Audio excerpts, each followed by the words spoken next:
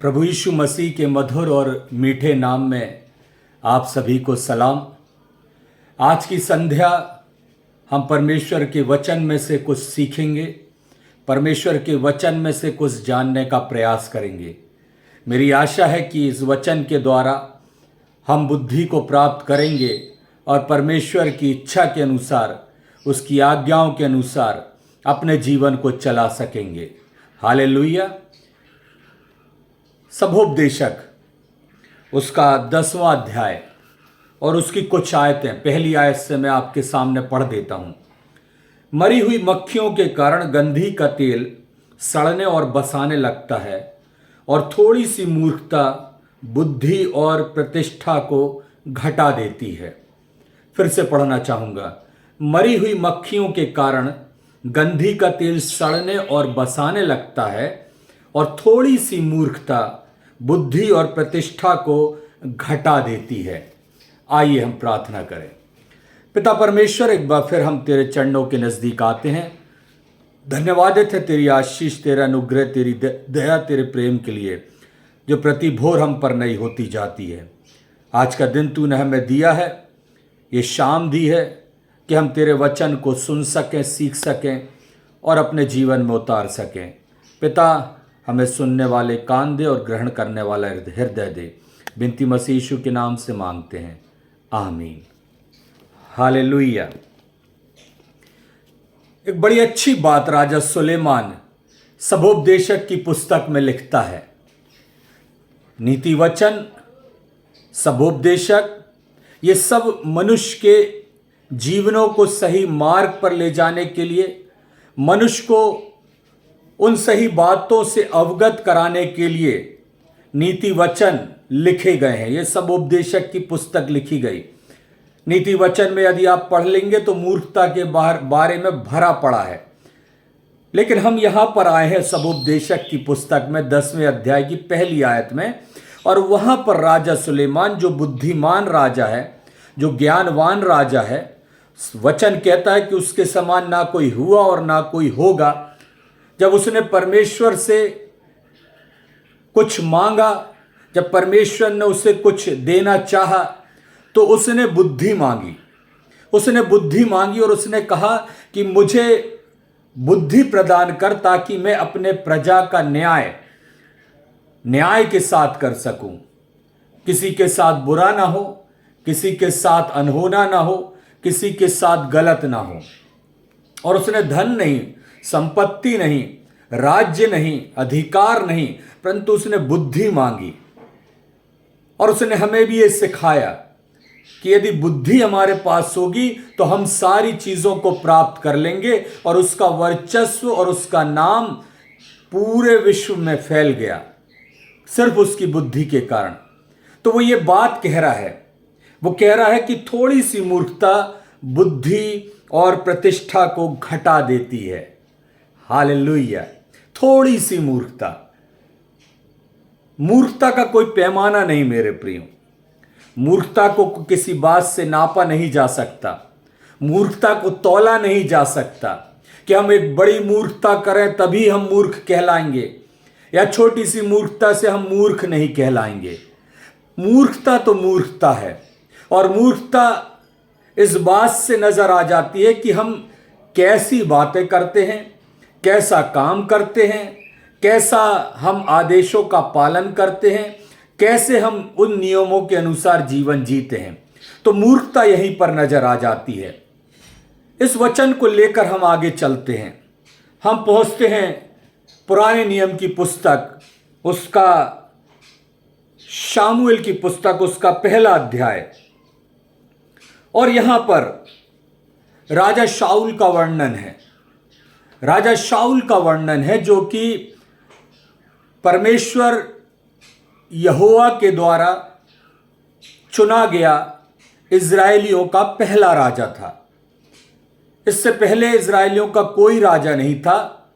इज़राइलियों का परमेश्वर ही अगुआ था, परमेश्वर ही राजा था, परमेश्वर ही मार्गदर्शक था। जब परमेश्वर ने इज़राइलियों को मिस्र की बंधुआई से छुड़ाया, मूसा की अगुवाई में उन्हें वहां से आज़ाद करवाया, और यहोशू के नेतृत्व में उन्हें आगे बढ़ाया और कनान देश तक लेकर आ गया।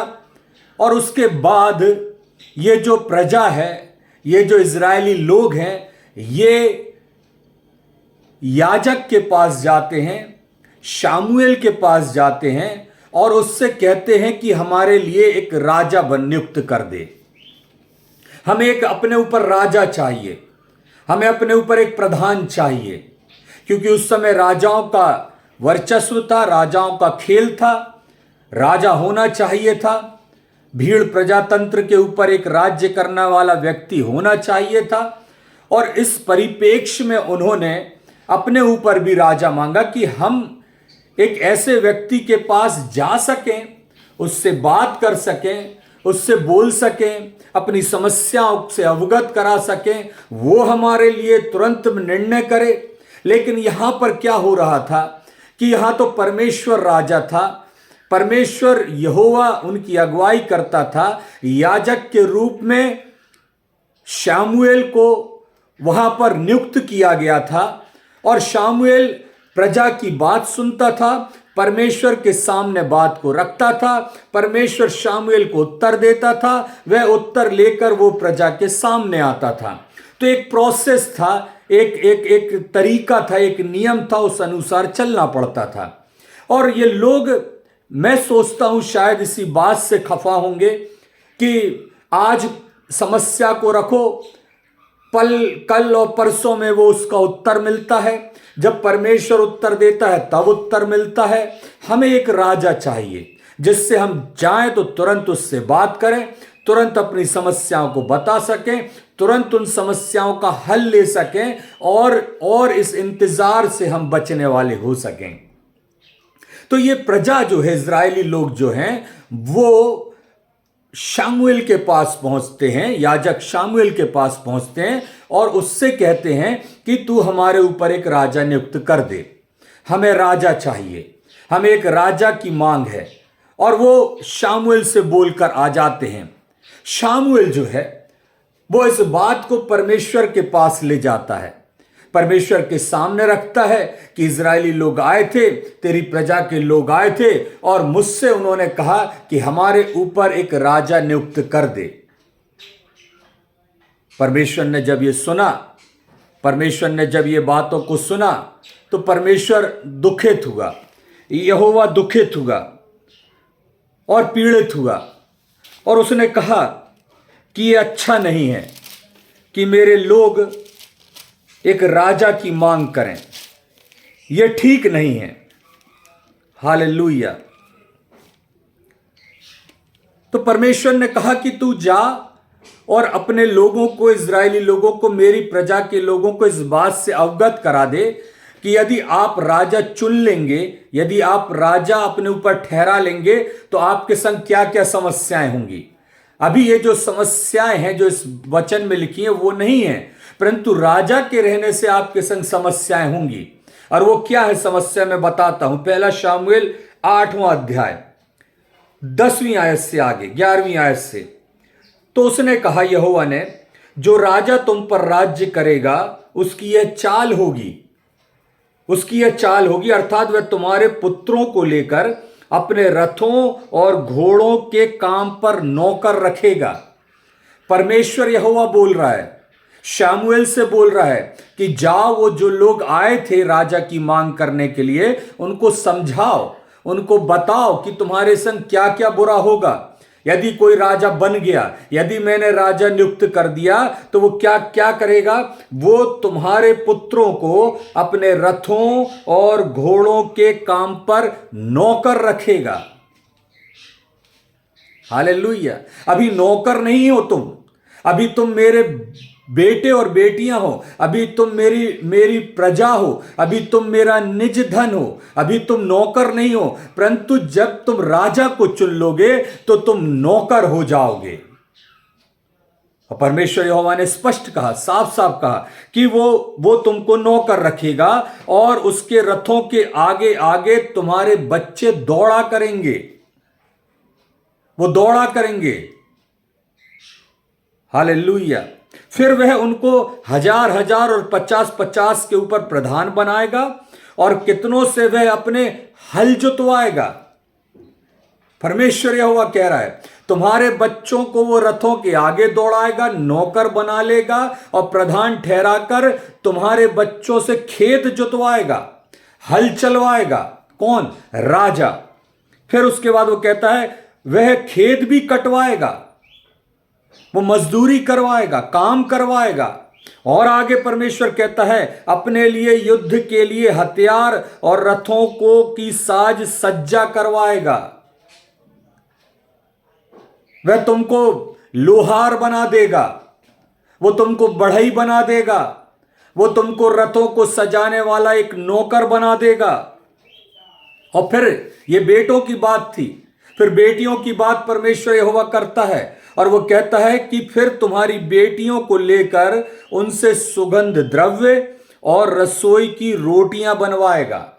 आज जो तुम्हारी बेटियां रानियों के समान बैठी हैं, आज जो तुम्हारी बेटियां तुम्हारे घरों में बैठी हैं, जब तुम राजा नियुक्त कर लोगे तो तुम्हारी बेटियां उसके महलों में जाकर काम करेंगी। वो सुगंधित द्रव्य बनाया करेंगी राजा के लिए, वो राजा के लिए काम किया करेंगी और यहां तक कि वो उसके भोजन के लिए रोटियां भी बनाएंगी।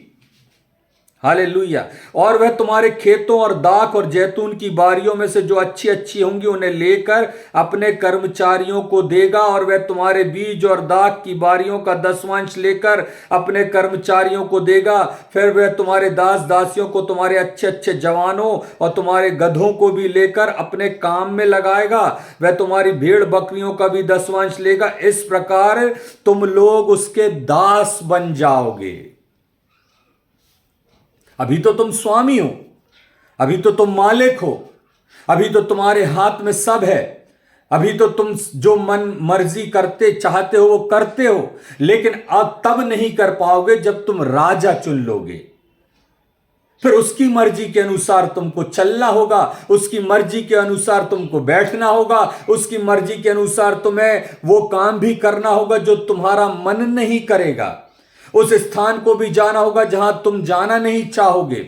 और तुमको जो 10वां अंश परमेश्वर को देना चाहिए, जो परमेश्वर के भवन में ले जाना चाहिए, वो 10वां अंश भी राजा तुमसे ले लेगा। और वो जो काम नहीं कर रहे कर्मचारी उसके महल में, उसके घर में, उनको बांट देगा। मेहनत तुम करोगे, पसीना तुम बहाओगे, काम तुम करोगे, अनाज तुम उत्पन्न करोगे, सब कुछ तुम करोगे और राजा को लाकर दोगे। और उससे बड़ी बात परमेश्वर यहोवा कहता है कि वह तुम्हें दास बना लेगा।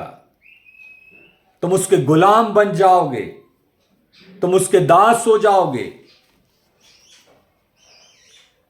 परमेश्वर इस बात को बता रहा है, परमेश्वर इस बात को कह रहा है। तो तुम राजा की मांग नहीं करो। मैं तो राजा हूं, अभी तुम मन मर्जी से जी रहे हो, लेकिन यदि फिर भी तुम्हें राजा चाहिए तो मैं एक राजा नियुक्त कर देता हूं। और तब परमेश्वर बिन्यामीन के गोत्र से, जो सबसे छोटा गोत्र था, उस गोत्र से शाऊल को चुनता है। और शाऊल के बारे में वचन कहता है कि वह शाऊल जो था वह रूपवान था, वह सुंदर था, वह उसका डील डोल अच्छा था, वह ऊंचे कद का था और उसके समान कोई दूसरा और नहीं था। चिट्ठी डाली जाती, बिन्यामीन के गोत्र पर निकलती, उसमें से शाऊल को चुन लिया जाता और तब इज़राइल का पहला राजा शाऊल बनता। हालेलुया। और उस राजा को पाकर ये लोग बड़े खुश। हम दास बन रहे हैं तो बन जाने दो, हम सेवक बन रहे हैं बन जाने दो, वो हमसे 10वां अंश ले रहा है लेने दो, वह हमसे काम करा रहा है कराने दो, क्योंकि हमें तो राजा चाहिए। एक तो कारण मैंने आपको बताया कि क्योंकि राजाओं का वर्चस्व था तो वो भी राजा चाहते थे। परमेश्वर के पास, शमूएल के पास से होकर गुजर कर नहीं जाना चाहते थे। और उसके बच्चे जो थे शमूएल के, वो भी लुच्चे थे, वो अच्छे नहीं थे। और इन सब बातों को लेकर वो एक राजा की मांग करते हैं। और तब परमेश्वर शाऊल को राजा बना देता है। हालेलुया। शाऊल को राजा बना देता, शाऊल को राजा नियुक्त कर देता। अब जिस बात को हम लेकर शुरू करी थी हमने बात कि थोड़ी सी मूर्खता सारी बातों को नाश कर देती है। गंधी के तेल को एक मक्खी सड़ा देती है। थोड़ी सी मूर्खता हमारी बुद्धिमत्ता को बेकार कर देती है। और शाऊल के साथ यही होता है, शाऊल के साथ यही होता है। पहला शाऊल 15वां अध्याय और उसकी 11वीं आयत,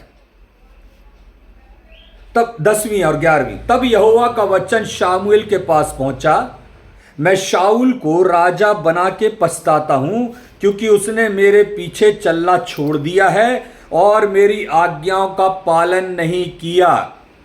परमेश्वर यहोवा याजक शामुएल से कहता है कि जिसको मैंने राजा चुना था, शाऊल को राजा चुना था, उसको राजा बनाकर मैं पछताता हूं।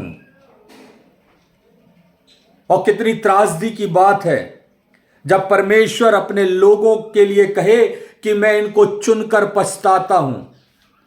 कितने दुख की बात है जब परमेश्वर अपने बच्चों के लिए कहे कि ये मेरे बच्चे हैं और इन बच्चों के कारण मैं पछताता हूं। परमेश्वर जब कहे कि ये मेरा निज धन है और इस धन को मैं देखकर पछताता हूं। ये मेरी प्रजा है और इस प्रजा के चाल चलन को देखकर मैं पछताता हूं।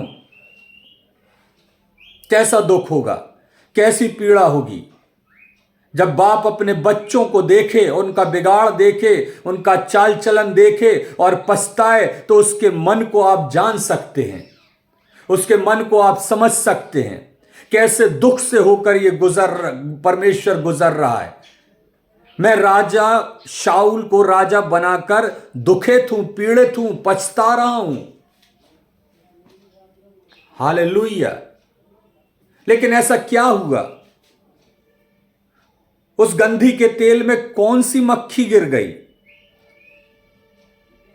वो कौन सी मूर्खता जो शाऊल ने कर दी, जिसके कारण परमेश्वर कह रहा है कि मैं राजा बनाने से पछता रहा हूं। Hallelujah, hallelujah. आगे लिखा हुआ है, शामुएल ने कहा, 15 अध्याय का 14वां पद। शामुएल ने कहा, फिर भेड़ बकरियों का मिमियाना, गाय बैलों का रंभाना जो मुझे सुनाई देता है वह क्यों हो रहा है?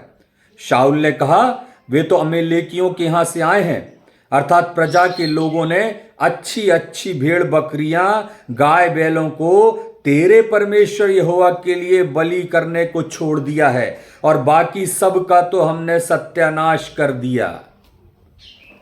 परमेश्वर ने अमेलेकियों को मिटा देने के लिए शाऊल से कहा था। परमेश्वर ने कहा था कि जाकर सब कुछ नाश कर देना, सब मिटा देना, कुछ भी रख मत छोड़ना, सारों को मार डालना, आग लगा देना, भस्म कर देना, राख कर देना। लेकिन इस राजा शाऊल ने अच्छी अच्छी भेड़ों को, बकरियों को, गाय को और बैलों को रख लिया कि वह परमेश्वर के लिए बलिदान चढ़ाए। हालेलुया। परमेश्वर को बलिदान चढ़ाए, और इसलिए उन जानवरों को बचाकर रख लिया। और आपने इस शब्द पर ध्यान दिया, इस आयत पर ध्यान दिया, यहां पर लिखा हुआ है, वो क्या कह रहा है? 15वीं आयत कि प्रजा के लोगों ने अच्छी अच्छी भेड़ बकरियां, गाय बैलों को तेरे परमेश्वर यहोवा के लिए, तेरे परमेश्वर, शामुएल से कह रहा है शाऊल, तेरे परमेश्वर यहोवा के लिए, मेरे नहीं। मैं तो राजा बन गया, मुझे तो प्रजा ने बना दिया, मुझे तो लोगों ने बना दिया, मेरा तो चिट्ठी डालकर चुनाव हुआ, मुझे तो अधिकार मिल गया, मैं तो राजगद्दी पर बैठा हूं, मैं तो इजरायलियों का न्यायी बनकर बैठा हूं, मैं तो राजा हूं क्योंकि मैं चुना हुआ हूं। लेकिन तेरे परमेश्वर के लिए, तेरी प्रजा के लोगों ने, इजरायलियों ने, मैंने इन अच्छे अच्छे जानवरों को भेंट और बलिदान के लिए रख छोड़ा है। शाऊल ने परमेश्वर को अपना जाना ही नहीं। शाऊल ने परमेश्वर को अपना माना ही नहीं। शाऊल ने इस बात को स्वीकार ही नहीं किया कि परमेश्वर ने उसको, उसके गोत्र को, जो सबसे छोटा गोत्र था, उसको चुना कि वो इजरायलियों पर राज्य करे और पहला राजा वहां से नियुक्त हो। शाऊल ने इस बात को माना ही नहीं और वह कह रहा तेरे परमेश्वर, मेरे नहीं, मेरा नहीं, तेरा परमेश्वर यहोवा, उसके लिए तेरी प्रजा के लोगों ने, इजरायलियों ने इन भेड़ बकरियों को और रख छोड़ा है कि बलिदान करे। Hallelujah, hallelujah. थोड़ी सी मूर्खता, थोड़ी सी मूर्खता सारा आदर, सारा वैभव, सारा सम्मान खत्म कर देती मेरे प्रिय। थोड़ी सी मूर्खता। और यही मूर्खता शाऊल ने करी, यही मूर्खता शाऊल ने करी और इस मूर्खता को हम आज देख रहे हैं। ना तो उसने परमेश्वर को कुछ जाना, ना उसने परमेश्वर को कुछ माना, ना उसने शामुएल की आज्ञाओं का पालन किया, बल्कि उसका जो मन किया उसने वो किया। और यहीं पर इससे गलती हो गई, यहीं पर इससे मूर्खता हो गई, यहीं पर इसने वो काम किया जो परमेश्वर की नजर में उचित नहीं था। हालेलुया मेरे प्रियो, ये परमेश्वर का वचन है, ये परमेश्वर का वचन लिखा हुआ है। परमेश्वर के दास प्रचार करते हैं, परमेश्वर के सेवक वचन में से गहराई से बताते हैं। यदि आप उनको अनहोना करेंगे, आप उनको अनदेखा करेंगे, तो ये आपके लिए भारी पड़ सकता है, ये आपकी मूर्खता को सिद्ध कर सकता है और इसके कारण बड़ा आपके साथ अन्याय हो सकता है, जो शाऊल के साथ हुआ। परमेश्वर यहोवा कहता है कि मैं उसे राजा बनाने से पछताता हूं। और यही शब्द यदि मेरे और आपके लिए, मेरे और आपके परिवार के लिए, मेरे और आपके कलीसिया के लिए परमेश्वर बोल दे, तो आपको और मुझको कैसा लगेगा कि मैं इस परिवार को, इस बेटे को, इस बेटी को, इस कलीसिया को अपना बनाकर पछताता हूं।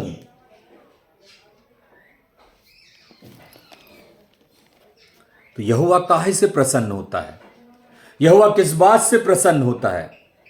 वो क्या चाहता है कि मैं और आप करें, कलीसिया करें, लोग करें, समाज करें, मसीही करें? वो क्या चाहता है? वो आगे लिखता है 15वें अध्याय की 22वीं आयत में। शामुएल ने कहा, क्या यहोवा होम बलियों और मेल बलियों से उतना प्रसन्न होता है जो तू लेकर आया है, जिसको तूने बचा दिया है, जिन भेड़ बकरी, गधे, बैलों, गायों को तूने रख छोड़ा है, उत्तम उत्तम और बढ़िया बढ़िया जानवरों को तूने परमेश्वर के बलिदान के लिए रख छोड़ा है?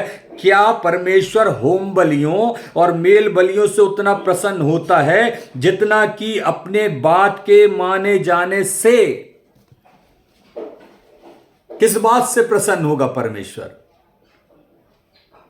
होम बलि चढ़ाकर प्रसन्न होगा, अन्न बलि चढ़ाकर प्रसन्न होगा, या आपके दानों से प्रसन्न होगा, या आपके बड़े बड़े गिड्डियों के दान देने से प्रसन्न होगा? किस बात से प्रसन्न होगा परमेश्वर? परमेश्वर वचन कह रहा है कि वो तुम्हारे इन बलिदानों से और भेंटों से प्रसन्न नहीं होने वाला, परंतु वह प्रसन्न होगा अपनी बात के माने जाने से। जब तुम और मैं और जब कलीसिया परमेश्वर की आज्ञाओं को मानेगी, उसके पीछे चलेगी, उसके अनुसार जीवन जिएगी, उस बात के माने जाने से परमेश्वर खुश होता है। Hallelujah, hallelujah. यस मेरे प्रियो, आगे वो कहता है, सुन, मानना तो बलि चढ़ाने से और कान लगाना मेढ़ों की चर्बी से उत्तम है। हालेलुया। मानना तो बलि चढ़ाने से और वचन पर कान लगाना चर्बी से उत्तम है। Hallelujah, hallelujah. Thank you Jesus. तो इस बात को मेरे प्रियो आज की शाम आप जाने, क्या परमेश्वर की आज्ञाओं के अनुसार आप जीवन जी रहे हैं? क्या परमेश्वर की इच्छाओं के अनुसार अपने जीवन को चला रहे हैं? क्या परमेश्वर की आज्ञाएं आपके जीवन में बनी हुई हैं, आपके परिवार में, आपकी कलीसिया में, आपके समाज में बनी हुई हैं? यदि नहीं है तो मेरे प्रियो याद रखिएगा, वो किसी भी दिन आपसे कह देगा कि मैं तुझे अपना बेटा और बेटी मानने से पछताता हूं, मैं तुझे अपना निज धन और निज प्रजा बोलने से पछताता हूं। आज मैं दुखित हूं कि मैंने तुम्हारा चित्र अपनी हथेली पर खोद रखा है। हालेलुया। थोड़ी सी मूर्खता, कहीं ये मूर्खता मुझ पर और आप पर भारी ना पड़ जाए मेरे प्रियो। इस बात को याद रखें, इस बात को स्मरण रखें कि परमेश्वर हमसे ऐसा ना कहने पाए और हमसे ऐसी कोई मूर्खता ना हो जो हमारे जीवन के लिए हानिकारक ठहरे। पिता परमेश्वर इस वचन के द्वारा हमारी अगुवाई करे और इस वचन के द्वारा हमें सही मार्गदर्शन प्रदान करे। परमेश्वर आप सभी को बहुत आयत से आशीष दे। यदि ये वचन आपको पसंद आया हो तो मेरे प्रियो, मेरे चैनल को सब्सक्राइब अवश्य करें। वहां जाकर आप देखेंगे YouTube पर आपको बहुत से संदेश मिल जाएंगे, आपकी सेवकाई के लिए मिल जाएंगे, आपके जीवन को उत्तम बनाने के लिए शॉर्ट वीडियोस मिल जाएंगे जो 3 मिनट से कम के हैं। आप उन्हें लाइक करें, सब्सक्राइब करें, शेयर करें और भी लोगों तक इस वचन को पहुंचाएं, क्योंकि ये वचन YouTube को बढ़ाने के लिए नहीं है, ये वचन परमेश्वर की सेवा को बढ़ाने के लिए, सुसमाचार को बढ़ाने के लिए, सुसमाचार के प्रचार को और प्रसार को बढ़ाने के लिए है। मेरा निवेदन आपसे है, अवश्य मेरे इस चैनल को, परमेश्वर की अगुवाई में बनाए गए इस चैनल को आप सब्सक्राइब करें और इस सेवा को आशीषित करें। परमेश्वर आप सभी को बहुत आयत से आशीष दे। आइए प्रार्थना करें।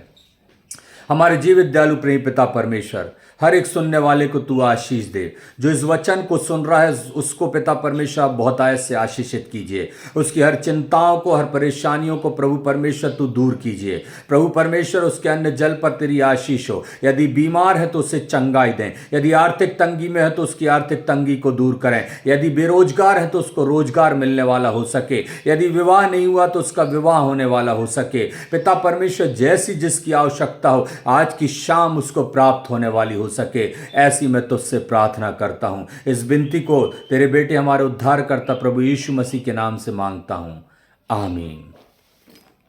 जय मसीह की।